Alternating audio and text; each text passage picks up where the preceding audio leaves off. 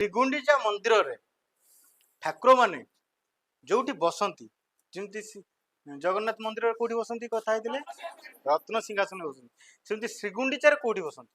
ସେ ମଣ୍ଡପର ନାଁ କଣ କୁହନ୍ତି? यार उत्तर आम दे सारी अलरेडी।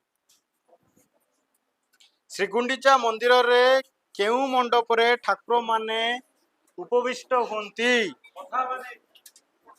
से मंडपर ना कौन से भौणी मैंने कही पार ना? मुक्ति मंडप।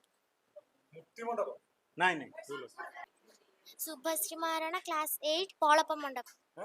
पौलप मंडप मंडप नहीं ये भौणी जानते? नाम विश्वसंभव प्रधान क्लास 7 आड़प मंडप। आड़प मंडप ठीक उत्तर। आमे कथा ही नथिले अबड़ार ना कोन?